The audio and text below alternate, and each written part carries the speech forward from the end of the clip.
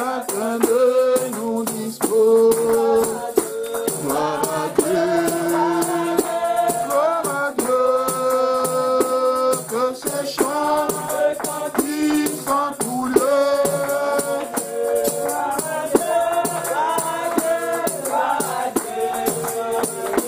Que ce chant retentisse en tout lieu.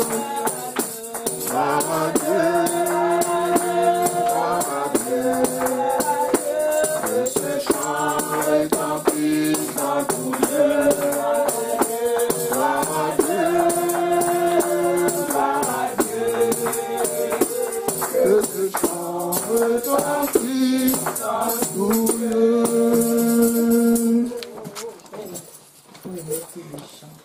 Amen, amen. Ah, mais les gens sont timides cet après-midi. Amen, amen. Amen. On n'est pas un enterrement, bien-aimé. On est dans la présence du roi des rois. On est dans la présence du Seigneur des Seigneurs.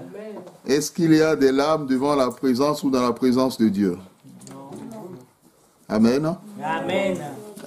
Je ne parle pas à une personne. Amen. Amen. Est-ce qu'il y a des pleurs dans la présence de Dieu? Non. Lorsque nous sondons les Écritures, la Bible nous dit que dans la présence de Dieu, il y a de la joie. Il y a de la joie. Dans la présence de Dieu, il y a de la joie.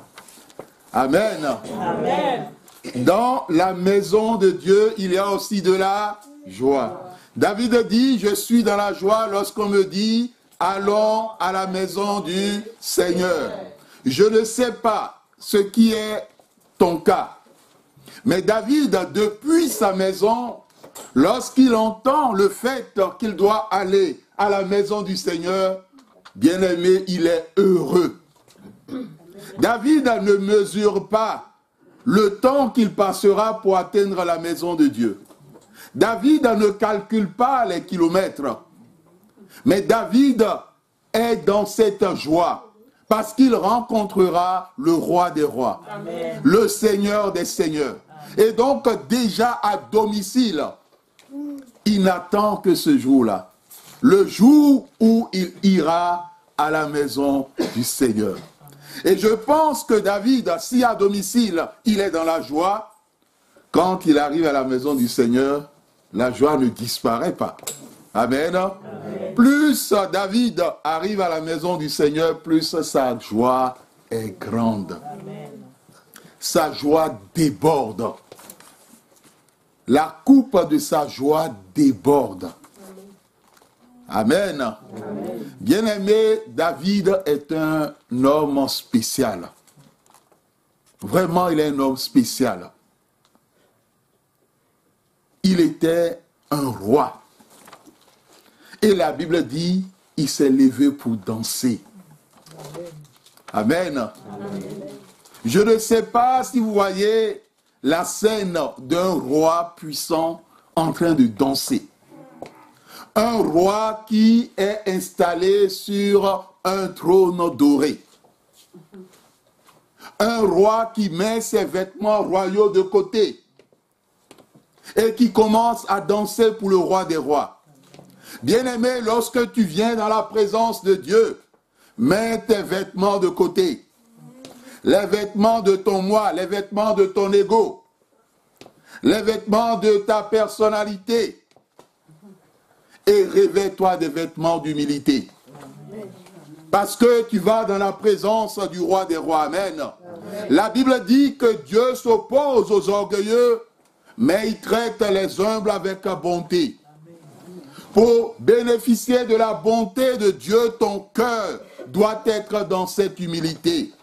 Alors, en venant dans la présence du roi des rois, si tu n'es pas une personne humble, demande à Dieu de te donner ce cœur humble. Cela est essentiel. Afin que Dieu ne te résiste pas.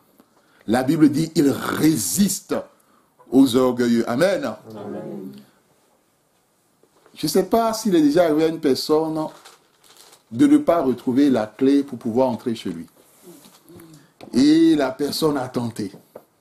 Il a tenté par tous les moyens pour pouvoir entrer, mais la porte résiste, la porte tient. Et dans certains cas, même lorsque la personne appelle un serrurier, quand le serrurier vient se mettre au boulot, la tâche est tenace. Il y a une forte résistance. Parce que, vous savez, la Bible dit quand Dieu ferme, personne ne peut ouvrir. Et si donc Dieu résiste à l'orgueilleux, vois-toi tout petit que tu es et vois Dieu dans toute sa grandeur. L'importance de l'humilité. Cela est essentiel. Si tu ne l'as pas, demande cela à Dieu. Parce que il y a des personnes qui peuvent prier du 1er janvier au 31 décembre et ce qu'ils attendent de la part de Dieu ne le verront pas, mais ils vont dire, mais est-ce que j'ai un péché quelque part? Mais je ne comprends pas. Pourquoi ceci, pourquoi cela? Mais simplement, lorsque la personne vient dans la présence de Dieu, comme c'est un orgueilleux et que son cœur est enflé d'orgueil, il ne rite pas et il ne bénéficie pas de la bonté de Dieu. Car Dieu fait grâce aux humbles. Dieu nous aime. Amen. Amen. Tu vas dire à ton frère, à ta soeur, Dieu t'aime. Dieu t'aime.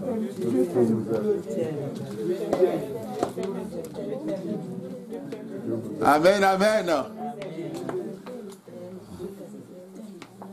Amen, amen. Est-ce qu'on peut acclamer l'Éternel notre Dieu?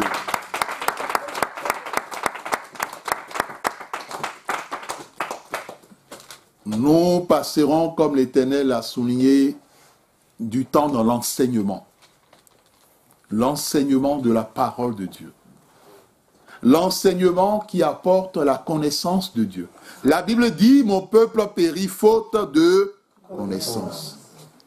Nous allons demander à notre bien-aimé de nous lire le texte de Jacques, chapitre 2, versets 22 à 25. Bien-aimés, nous avons aussi nos Bibles, comme les chrétiens de Béret. Nous sondons aussi les Écritures. Et après, nous écouterons toujours 1 Chronique 29, 1 à 14. Donc, Jacques 2, 22 à 25. Jacques 2, 22 à 25, je vais lire la parole de l'Éternel. Amen. Tu vois que la foi agissait avec ses œuvres, et que par les œuvres, la foi fut rendue parfaite. Ainsi s'accomplit ce que dit l'Écriture. Abraham crut à Dieu, et cela lui fut imputé à justice. Et il fut appelé ami de Dieu. Vous voyez que l'homme est justifié par les œuvres et non par la foi seulement. Jacques 1.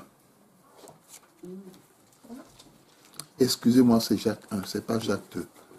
Je me suis trompé en communiquant le texte. Jacques 1. J'avais communiqué Jacques 2, c'est Jacques 1. Merci. Jacques. Donc je lis la parole de l'Éternel dans Jacques 1, 22 à 25. Mettez en pratique la parole et ne vous bornez pas à l'écouter en vous trompant vous-même par des faux raisonnements. Car si quelqu'un écoute la parole et ne met pas en pratique, il est semblable à un homme qui regarde dans un miroir son visage naturel et qui, après s'être regardé, s'en va et oublie aussitôt comment il était. Mais celui qui aura plongé les regards dans la loi parfaite, la loi de la liberté, et qui aura persévéré, n'étant pas un auditeur oublieux, mais se mettant à l'œuvre, celui-là sera heureux dans son activité. Amen. Amen. Nous allons nous incliner dans la prière. Tu vas parler à Dieu. Quel que soit ton fardeau, quel que soit ce qui est dans ton cœur, ce qui est dans ton âme, quel que soit ce qui est dans ton esprit, tu vas dire à l'Éternel, ton Dieu, que tu déposes tout cela sur lui cet après-midi. La Bible dit, approchez-vous de Dieu et il s'approchera de vous. La Bible dit aussi, il est écrit, déposez sur lui de tous vos fardeaux, de tous vos soucis et il prendra soin de vous. Tu es arrivé dans la présence de l'Éternel, dans la maison de la joie, dans la maison du trésor, dans la maison du réconfort, dans la maison de la restauration, dans la maison de la guérison, dans la maison du salut. Dépose maintenant sur l'Éternel ton Dieu tout ce qui concerne tes fardeaux, tes soucis, afin d'être disposé pour recevoir ce que l'Éternel a à te dire et à te donner pour la vie de ton esprit et de ton âme.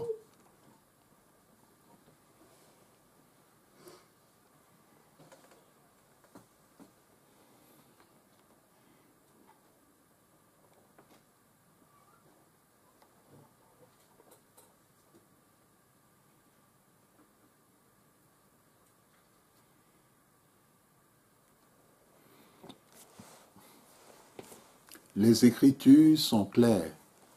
Déposez sur lui de tous vos fardeaux. Tout, sans exception. De tous vos soucis. Tous les soucis sans exception. Dieu veut prendre soin de toi. Dieu veut te soigner.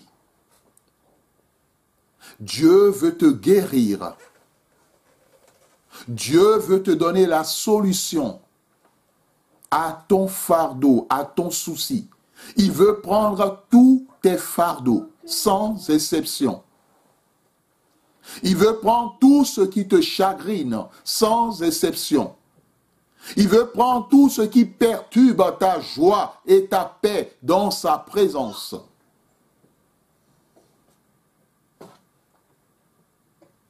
L'Éternel est vivant et il ne change point. Amen. Amen. Amen. Amen. Amen. Amen. Nous disons merci à l'Éternel notre Dieu. Nous écoutons le deuxième texte. Non, le deuxième texte. 1 Chronique 29, 1 à 14. 1 Chronique 29, 1 à 14. Je lis la parole d'Éternel.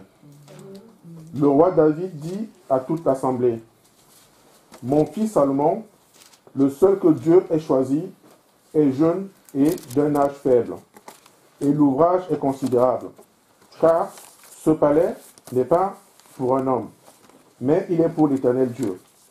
J'ai mis toutes mes forces à préparer pour la maison de mon Dieu l'or, ce qui est pour l'or, de l'argent pour ce qui est pour de l'argent, de l'airain pour ce qui doit être pour l'airain, du fer pour ce qui doit être de fer, et du bois pour ce qui doit être du bois.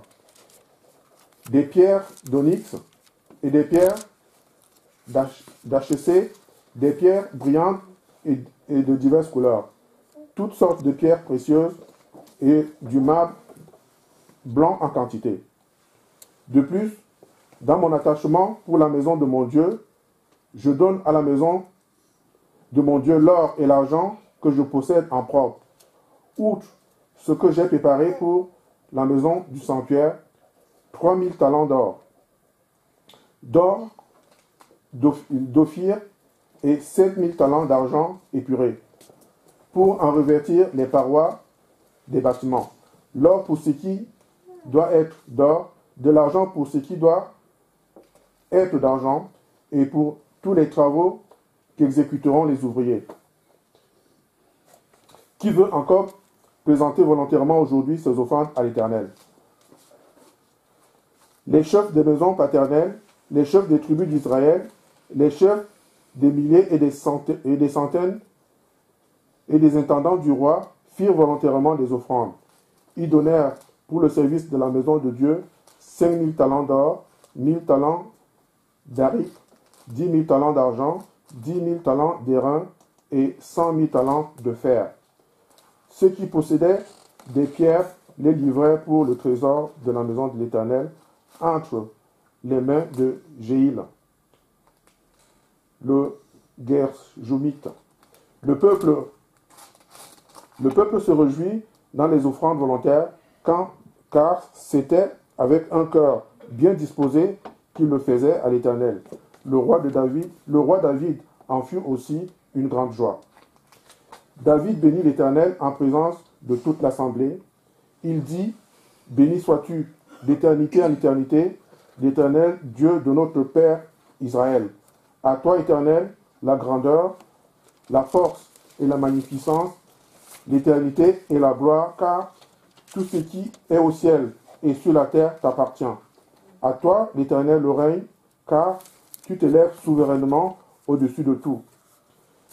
C'est de toi que viennent la richesse et la gloire. C'est toi qui domines sur tout. C'est dans ta main que sont la force et la puissance.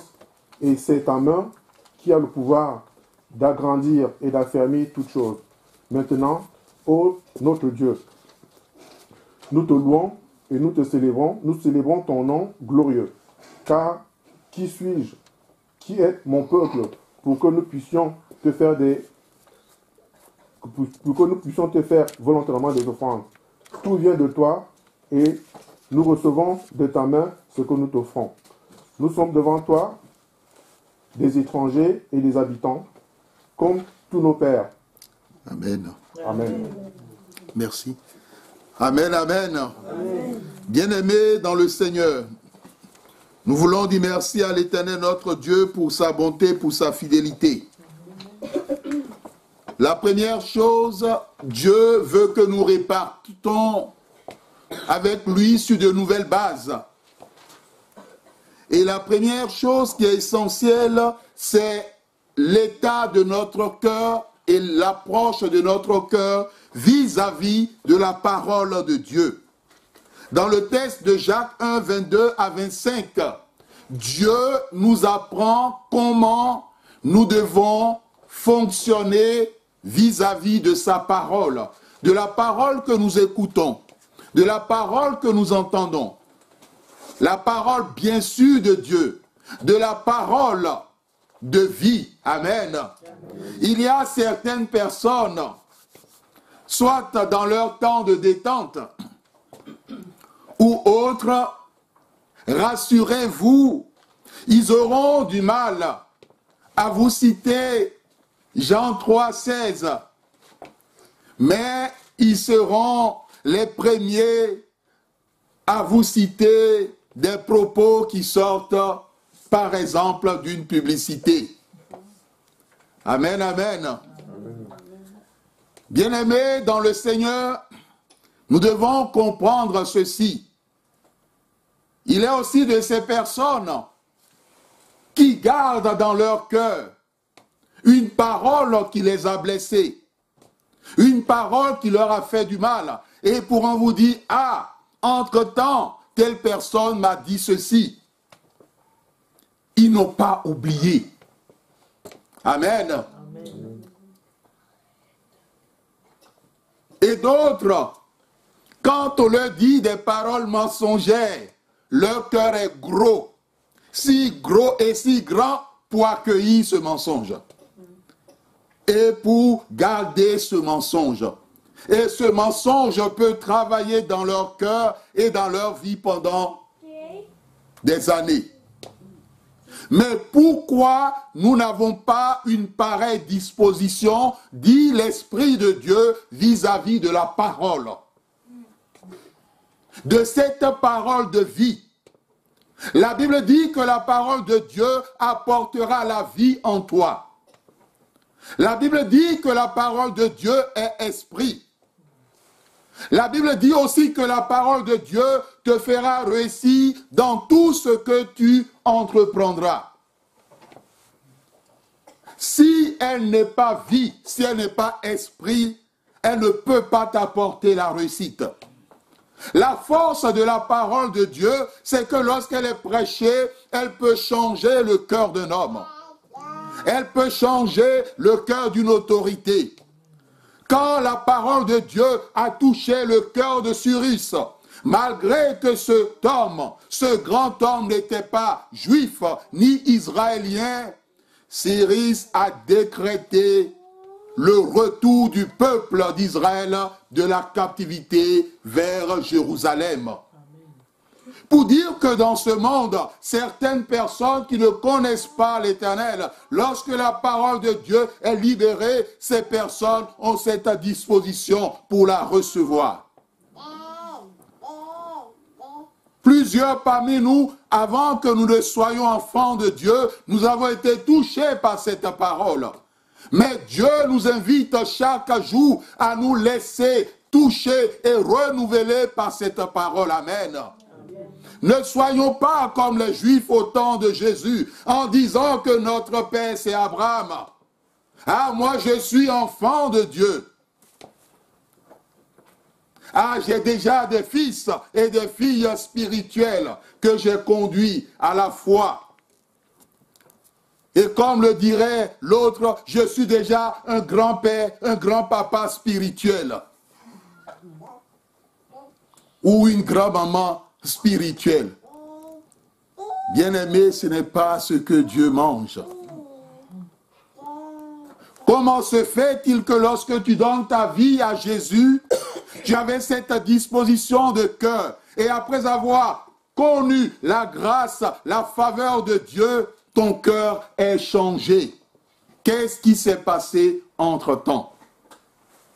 Mon frère, ma soeur, ne nous bornons pas à écouter, à raisonner. On ne raisonne pas avec ce qui apporte la vie. On ne raisonne pas avec ce qui est esprit. On ne raisonne pas avec ce qui sort de la bouche de Dieu. Tu peux raisonner avec les propos de ton frère, de ta soeur, de ton ami, de tes collègues au boulot, de ton époux, de ton épouse, si tu choisis cette voie. Mais vis-à-vis de la parole de Dieu, ton cœur doit être grand. Ton cœur doit être disposé. Ton cœur doit être dans cet état d'amour. Amen. Amen. Et cela, nous devons le communiquer à nos enfants. Certains de nos enfants, comme nous l'avons déjà dit, certains sont grands pour Bouba. D'autres sont grands pour Shakira. D'autres sont grands pour Cristiano Ronaldo. D'autres sont grands pour Zizou. Je ne fais pas la pub des gens. Mais quelle est la grandeur de leur cœur vis-à-vis de Dieu? Est-ce que leur cœur est grand vis-à-vis de Dieu? Vous le saurez lorsque vous direz à votre enfant, « Ah, mon enfant, as-tu prié ce matin quand tu t'es levé ?» Regardez son comportement, regardez son attitude, regardez les propos qui sortiront de sa bouche. Là, vous saurez quelle est la grandeur de Dieu dans le cœur de votre enfant. Bien-aimé, si Dieu n'est pas grand dans le cœur de ton enfant, là, c'est des problèmes en perspective. Et je m'adresse à tous les enfants qui sont là cet après-midi. Si Dieu n'a pas sa place dans votre cœur, là, vous allez au-devant des problèmes. Dans ce monde, on ne peut rien faire sans l'Éternel. Parce que c'est lui qui détient vos vies entre ses mains. C'est lui qui tient le souffle de vie de chacun de nous entre ses mains. Alors, lorsque vos parents vous donnent des idées, des conseils par rapport à Dieu, ayez cette humilité de cœur. Amen. Amen. Il y a des enfants qui oublient que ce sont leurs parents qui les ont portés pendant 9 mois. Et d'autres même et au-delà. Et aujourd'hui, nous avons des enfants qui se croient dans un autre royaume. Qui ont leur maison dans la maison de leurs parents. Je disais lors du dernier séminaire qu'aucun de mes enfants n'héritera de moi un héritage physique. Chaque enfant doit travailler. Chaque enfant doit se battre. Il y a des enfants, ils n'attendent que quelle est la parcelle que papa m'a laissée. Et ils dorment sur leur laurier. Bien-aimés dans le Seigneur. La parole de Dieu, elle est vivante. Amen. Elle est comparée à un miroir. Lorsqu'elle est dite, regarde-toi comme dans un miroir. Si tu oublies comment tu étais, alors il y a véritablement un problème. Si elle sort, tu l'entends, et après tu agis comme tu ne l'as pas, comme si quelqu'un qui ne l'a pas entendu, alors il y a véritablement un problème. Mais la Bible dit au verset 25, mais celui qui aura plongé les regards dans la loi parfaite, la loi de la liberté, la parole de Dieu te rend libre. Et qui aura persévéré.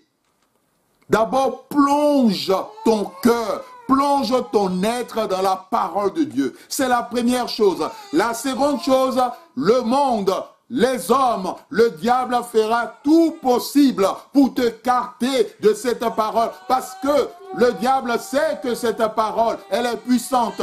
Le diable sait que cette parole apporte la vie. Le diable sait que cette parole apporte la résurrection. L'Éternel n'a pas changé. Il est le même hier, le même aujourd'hui, le même éternellement. Amen. À un moment donné, quand les cris sont trop, les parents peuvent être à côté avec l'enfant, le calmer, le temps qu'il revienne. Bien-aimé dans le Seigneur, l'Éternel est vivant. Et l'Éternel ne change pas. Amen. Amen. Plongez, persévérer. On ne peut pas avancer avec Dieu si l'on n'est pas ou l'on n'a pas un esprit de persévérance. Cela vient de Dieu. Il y aura des situations qui te décourageront, des épreuves par rapport à ton amour pour l'Éternel, par rapport à ton attachement pour Dieu. Mais c'est à toi de persévérer. Tu dois persévérer jusqu'au bout. La Bible dit que celui-là qui persévère plutôt, celui-là sera heureux dans son activité. Telle est la fin du verset 25. Qui veut être heureux dans cette vie?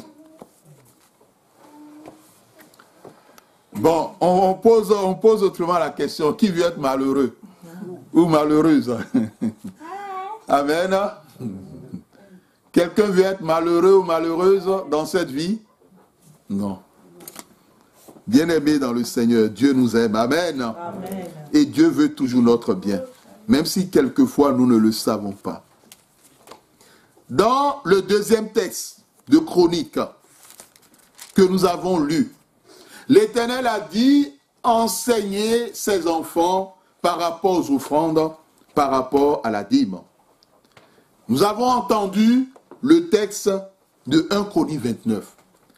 Et le premier enseignement de ce texte, c'est de comprendre que tout ce que tu fais dans la maison de Dieu, tu le fais pour Dieu. Amen. Amen. Tout ce que tu fais qui a un lien avec la maison de Dieu, tu ne le fais pas pour un homme. Tu le fais pour l'Éternel, ton Dieu. Amen. Amen. Bien-aimé dans le Seigneur, personne n'a dit à David de bâtir une maison pour Dieu. C'est l'amour que David avait pour l'Éternel ou a pour Dieu, c'est cet amour qui l'a poussé à dire « Je bâtirai une maison pour l'Éternel ». Amen. Amen. Nous connaissons l'histoire de David. Tout jeune, Dieu est allé le chercher. Il était derrière quoi? Les brebis. Tout jeune, Dieu allait le chercher. Et Dieu a choisi de faire de lui le roi d'Israël. C'était facile? Est-ce que Dieu t'a déjà fait une promesse? Est-ce que Dieu a déjà dit quelque chose sur ta vie? Est-ce que cela s'est déjà réalisé? Pour certains, oui, pour d'autres, ils sont en attente. L'Éternel veut te parler cet après-midi, ne te décourage pas. Il faut persévérer. Dieu est avec toi. Dieu ne t'a pas laissé tomber. Dieu ne t'a pas abandonné. David a reçu une parole de la part de Dieu. Mais il y avait des obstacles. Et le premier, c'était Saül. Parce que Saül s'est dit, tant qu'il ne me mourra pas, il restera toujours au trône. Et personne d'autre ne prendra la place de roi. Alors, il a tout fait pour ôter la vie à David. Il a été même jusqu'à tuer des serviteurs de Dieu. Doeg l'Odomite, celui qui aime rapporter. Mais malgré cela, ce que Dieu a dit sur la vie de David, cela s'est accompli. Amen. Et ma prière, selon que l'Esprit de Dieu me donne cet après-midi, que tout ce que Dieu a dit sur ta vie s'accomplisse au nom de Jésus-Christ. Amen. Quels que soient les Saüls qui travaillent contre ton élévation, contre ta destinée, contre ta joie, contre ta paix, contre ton bonheur, qu'ils soient condamnés aujourd'hui même par l'Éternel, le Dieu Tout-Puissant. Amen. Amen. Bien-aimés dans le Seigneur, David avait ce désir et il a exprimé à Nathan. Nous connaissons l'histoire de David. Et Nathan a dit, mais c'est une très bonne chose, fais-le. Mais pendant la nuit, Dieu s'adresse à Nathan. Quand nous exprimons des choses, ou quand nous avons une souffrance dans notre cœur, mon frère, ma soeur, Dieu le voit. Et Dieu le sait. Il nous parlera d'une façon ou d'une autre. Parce qu'il est un père pour nous et nous sommes ses enfants. Quel est ce père qui voit son enfant en train de souffrir et passe son temps à rire? Comment qualifierez-vous ce père? Je vous écoute. Il n'est pas gentil. Ça, c'est une très bonne réponse. Quelqu'un d'autre. Comment qualifierez-vous ce père? Oui?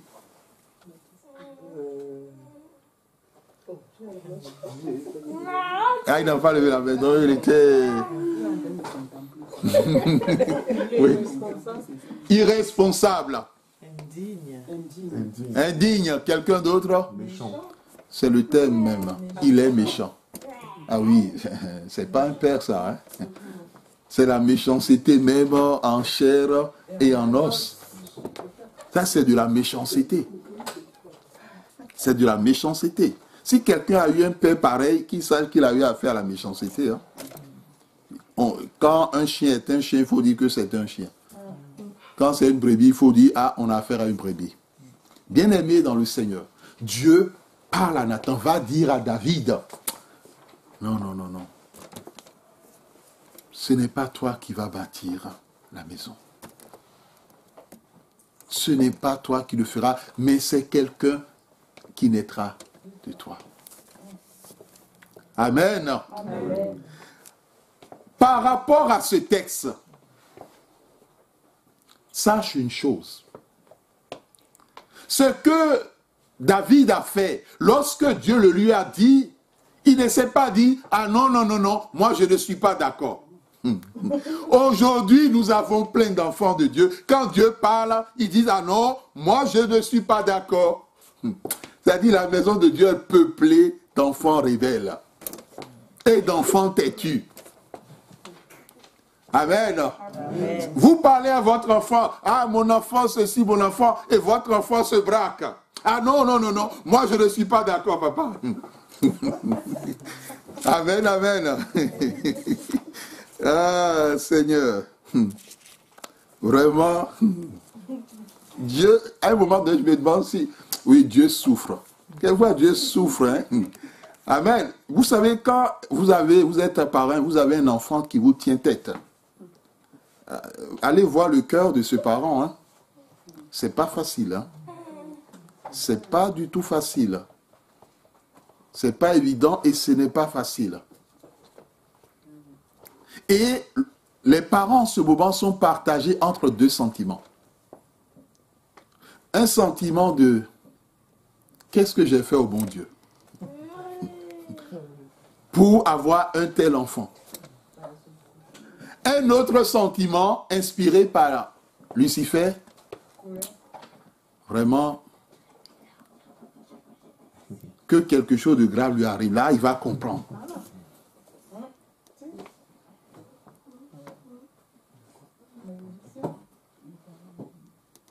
Bien-aimé dans le Seigneur, Dieu ne choisit pas David. Dieu choisit son enfant. David n'entre pas dans la guerre avec un enfant qui n'est même pas encore né. Peut-être David va dire, vaut mieux qu'il se castre. Là, il n'y a pas d'enfant et il n'y a pas de temple. Parce qu'il dira, bon, l'idée vient de lui. C'est lui qui a donné l'idée, c'est lui qui a eu ce désir. Mais l'amour de David pour Dieu était si fort qu'il a dit que la volonté de Dieu puisse s'accomplir. Et David ne croise pas les bras. Bon, c'est Salomon, il va se débrouiller quand il viendra. C'est un roi, il va construire. Dieu a dit, il va construire, qu'il construise la maison. Mais non, David a tout préparé. L'or, l'argent, les métaux ont été cités dans le texte. Hein. Les reins, le fer, l'onyx, le bois. David a tout préparé. Et il dit ceci, je donne à la maison de Dieu l'or et l'argent que je possède en propre. C'est-à-dire, ce qui vient de lui-même. Et quand il a fait, il a préparé des choses innombrables. Amen. Amen. Bien-aimé, celui qui est le dirigeant ou le leader, quel que soit le nom qu'on peut donner, c'est lui l'exemple. C'est lui l'exemple. C'est lui l'exemple. Quand on a commencé, j'ai déjà demandé pardon à Dieu le dimanche dernier, quand on a commencé les offrandes volontaires pour le loyer, sachez, le ministre de Dieu donne ses offrandes volontaires. On a culte à Strasbourg, donc nous donnons le matin. Quand on a commencé, chaque premier dimanche, je donnais 500 €. Pour mon épouse, je donnais. Pour ma fille, je donnais. Pour mon fils, je donnais. Parce que je dis, c'est pour la maison de Dieu. Au départ, pour les séminaires que Dieu nous permettait de préparer et de donner, on payait aussi les frais de participation au séminaire de 50 €. Pour mon épouse, je paye. Pour ma fille, je paye. Jusqu'au jour où l'Éternel a dit non, les ministres n'ont pas à payer les frais de séminaire. Ils sont des envoyés pour donner ma parole. Mais jusqu'à ce jour, chaque séminaire, je paye les 50 € pour mon épouse et les 50 € pour ma fille. On pouvait entrer dans les privilèges pour dire, bon, après tout, c'est la femme du berger. La moindre des choses, c'est de lui. Les CA, c'est l'enfant du berger. Le berger fait déjà trop pour nous. Et comment demander? Non. Le but le plus important, c'est l'œuvre de Dieu. Vous savez, depuis que Dieu a choisi d'implanter l'église protestante Bethel en Île-de-France, au fond, c'est une maison qu'on a commencé à bâtir. Je ne sais pas si plusieurs ont eu cette vision ou cette révélation. Dieu a commencé à bâtir sa maison en Île-de-France. Mais pour que la maison finisse, il faut que tout le monde apporte sa part. ses dons, ses talents, sa richesse propre, comme David l'a fait, pour que l'œuvre puisse aller de l'avant. Amen. Amen. Je ne vais pas citer plein d'autres choses. Et je l'ai déjà dit, à un moment donné, et ce qui n'est pas possible, mais nous le faisons. À plusieurs reprises, nous avons payé nous-mêmes les frais de déplacement de Strasbourg à ici. J'ai sorti de l'argent de mes poches pour payer les allers-retours de chaque mois pendant un certain nombre de temps. Ce sont des détails, mais ces détails sont très importants. Lorsqu'on sait qui est-ce qu'on est en train de servir, lorsqu'on sait la place que cette personne occupe dans notre cœur et dans notre vie. Bien-aimés dans le Seigneur, depuis Saint-Ouen l'Aumône à ici, depuis toutes ces années, quand nous avons commencé, en ce qui concerne le RER, les métros, on les a tous payés jusqu'à aujourd'hui pour les 2 ministres. On n'a pris aucun franc dans la caisse de l'Église. Ce sont des détails. David, en tant que dirigeant, donne l'exemple. Nous donnons l'exemple. Mais nous ne parlons pas, parce que nous n'avons pas appris à parler quand nous faisons des choses pour Dieu. Mais comme il s'agit des dons volontaires, dans la Bible, David dit au chef, au peuple, voici ce que lui, il a pu faire pour la maison de Dieu. Et c'est ce qui fait que nous sommes en train de parler. Et nous continuons de parler. Les dons, n'en parlons pas. Au niveau de la sonorisation, au niveau... N'en parlons pas. Les coupes, les choses de la scène, n'en parlons pas. Ce sont des éléments. Mais le plus important, c'est que Dieu attend de la part de son peuple que son peuple s'investisse. Et que le peuple ne pense pas que c'est l'affaire d'une personne. C'est l'affaire de tous. C'est l'affaire de nous tous sans exception. Chacun de nous, nous le faisons pour l'Éternel. Amen. Amen. David, lorsqu'il a parlé, il y a eu des bonnes volontés dans le peuple. Et les gens ont fait volontairement. La Bible dit de bon cœur. Les gens sont donnés. Et David, en voyant comment les gens sont donnés, David a béni l'Éternel. Et David a dit une parole, mon frère, ma soeur, que je te demanderai de garder. Si, par exemple, celui qui t'a insulté il y a 10 jours, tu n'as pas oublié l'insulte, au moins, ce que je vais te dire, au moins garde ça aussi. Même si tu peux le garder pendant 10 jours, c'est au moins important. Bien-aimé dans le Seigneur, David dit, tout vient de toi. Et nous recevons de ta main ce que nous t'offrons. Il y a des gens qui disent, ah, ce dimanche-ci, j'ai donné tel montant. Mais ça vient d'où, ce que tu as donné? L'or et l'argent appartiennent à Dieu. Amen. Ça ne vient pas de toi, ça vient de Dieu. C'est Dieu qui te l'a donné. Ah, j'ai donné tel montant à Dieu ce dimanche-ci. Ah, le dimanche prochain, je vais diviser par 2. Ah non, je constate que je suis le seul à donner. Ah, quand je viens devant. Vous saviez, Dieu nous voit tous. Amen. Amen. Vous savez, est-ce que vous savez que certaines personnes, quand ils viennent donner les offrandes, ils regardent ce qui est dedans. Ah, ils ont donné beaucoup de pièces. Ils n'ont pas donné de billets. Ah, moi-même, je vais aussi donner des pièces. Bien-aimé, tu donnes à qui? Non. C'est ce pourquoi nous disons qu'à un moment donné, Dieu doit être triste. Il doit se dire, mais mes enfants n'ont rien compris. À un moment donné, Dieu dira, mais avec tout ce que j'ai fait à telle personne, je l'ai sauvé de la mort, de la maladie, des accidents. J'ai sauvé son enfant de telle situation. Dans sa vie, à un moment donné, il est passé par la souffrance. Je lui ai donné un emploi stable. Voici comment est-ce qu'il me remercie aujourd'hui. Bien-aimé dans le Seigneur, Dieu est vivant. Et Dieu, lui, ne changera jamais.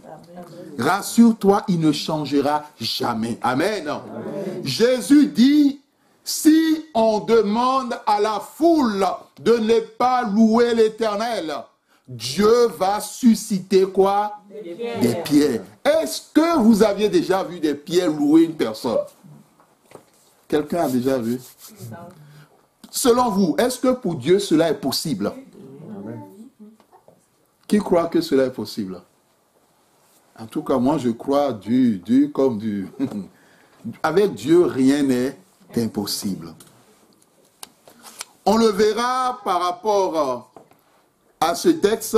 Je vais demander à notre frère de nous lire AG 2, 6 à 8. Nous entrons dans l'introduction du thème, la dîme et les offrandes. Donc, je lis la parole de l'Éternel dans AG 2, 6 à 8. C'est ainsi que parle l'Éternel des armées. Encore un peu de temps, et je branlerai les cieux et la terre, la mer et le ciel. Je branlerai toutes les nations, les trésors de toutes les nations viendront. Et je remplirai de gloire cette maison, dit l'Éternel des armées. L'argent est à moi, et l'or est à moi, dit l'Éternel des armées. Amen. Merci. Bien-aimés dans le Seigneur, on était dans un contexte où le peuple de Dieu a négligé la maison de l'Éternel.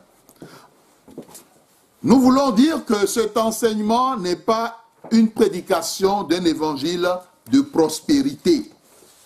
Ce n'est pas aussi l'apologie de serviteurs de Dieu qui la défendent au point d'oublier que l'essentiel, c'est le salut des âmes, la sanctification, la foi et l'amour. Parler de la dîme et des offrandes, c'est placer au cœur de l'Église et de l'œuvre de Dieu la dîme et les offrandes. Et Dieu, lorsqu'il nous a parlé s'agissant de son peuple, il disait, mais mon peuple, en général, est fidèle en ce qui concerne la dîme. Mais pourquoi est-ce que mon peuple m'apporte des miettes en ce qui concerne les offrandes? Je ne sais pas si ce qui s'est passé, que c'est un manque d'enseignement, parce que la dîme n'est pas les offrandes, et les offrandes ne sont pas la dîme. Mais il est aussi clair que dans le livre de Malachie, Dieu ne parle pas seulement de la dîme, mais il parle aussi des offrandes. Quand il dit à son peuple, vous me volez, il parle des deux.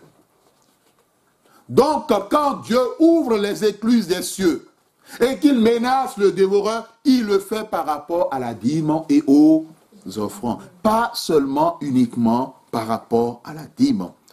La finalité de cet enseignement, c'est de montrer la pratique concrète de la dîme après une définition claire sans ambiguïté dans la parole de Dieu. Et c'est de permettre aux chrétiens de montrer la différence entre la dîme et l'action de grâce. L'action de grâce, c'est la reconnaissance à Dieu. Dis merci à Dieu parce que Dieu t'a fait du bien. C'est ce que l'on appelle l'offrande de témoignage. Lorsqu'une personne rend grâce à Dieu parce que Dieu a fait telle chose dans sa vie, bien aimé, rassurez-vous. Ce que la personne pose comme acte pour dire merci à Dieu est comme un sceau. C'est un sceau d'accomplissement. Et Dieu ne reviendra pas sur ce qu'il a fait dans sa vie. Ce qu'il a fait dans sa vie reste pour toujours. Même si l'ennemi cherche à utiliser quelque moyen que ce soit, c'est à l'enfant de Dieu de tenir ferme dans la foi. Amen. Amen. Il y a une différence entre la dîme et les dons. La dîme appartient à Dieu. La dîme est consacrée à Dieu. Tu peux faire un don comme les dons volontaires, comme on l'a vu dans le texte. La dîme est différente aussi de l'aumône. L'aumône a un lien avec la justice selon la pensée juive ou hébraïque. L'aumône, quand tu donnes l'aumône, ta main droite ne doit pas savoir ce que ta main gauche a donné. C'est dans le secret. Quand tu fais l'aumône, c'est dans le secret.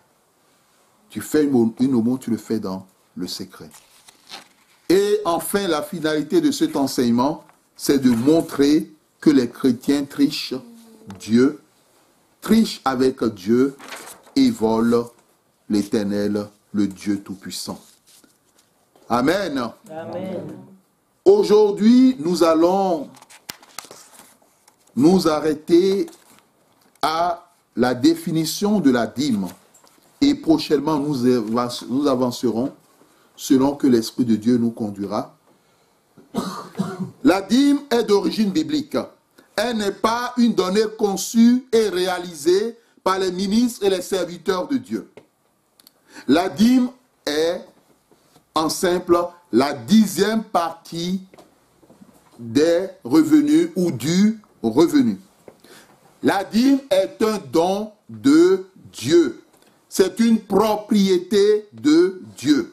Bref, toute dîme appartient en premier à Dieu et en second à sa maison ou à ses serviteurs qui accomplissent la mission qu'il leur a assignée.